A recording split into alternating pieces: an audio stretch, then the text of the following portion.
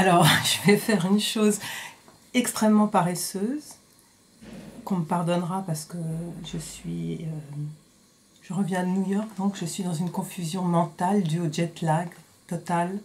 Donc je vais lire une petite présentation que j'ai écrite sur ce livre donc, qui vient de sortir et qui s'appelle Amusement de mécanique. À peine arrivé dans une pension de famille villageoise, le narrateur Witold et son compagnon Fuchs tombent sur un oiseau mort qui pend au bout d'un fil. Ce n'est que le début d'une série d'indices que les deux compagnons vont chercher à décrypter.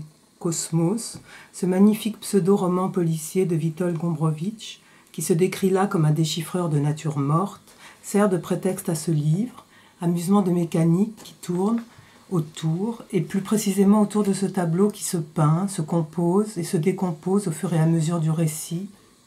Non pas un tableau de chasse, mais plutôt une fresque ou un théâtre, traversé et saturé de signes qui se combinent indéfiniment entre eux, discontinus et paradoxaux.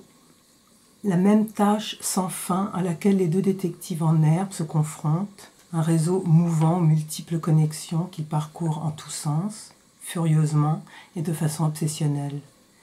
Il s'agit bel et bien d'une enquête paranoïaque, une tentative vaine de débrouiller ce soi-disant monde extérieur, un véritable un rébut, et d'organiser le chaos.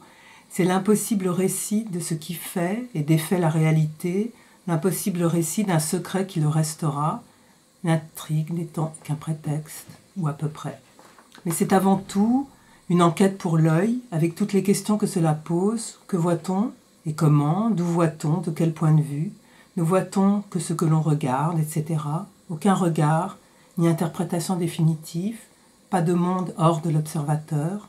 Le paysage et tout ce qu'il contient est contingent, soumis à de multiples métamorphoses. De livre en livre, c'est sans doute la même préoccupation pour nous, la même idée fixe qui revient sous des angles variés. Une fois de plus, il faut tirer la leçon des anamorphoses. Selon le lieu où je me tiens et regarde, je ne verrai pas la même chose. Une astuce technique peut changer la donne de fond en comble. Ce livre est un peu le troisième volet d'un triptyque. Dans Les Isusi, il était question des tableaux à secret, que sont ces anamorphoses, dans La plus grande aberration, d'un tableau pour une part impénétrable. Même si elle est parfois fatigante, la mécanique du corps et de l'œil qui le contient et inversement peut être un sacré amusement. En fait, Amusement de mécanique, c'est un titre que j'ai volé à Diderot dans l'encyclopédie donc de Diderot et d'Alembert.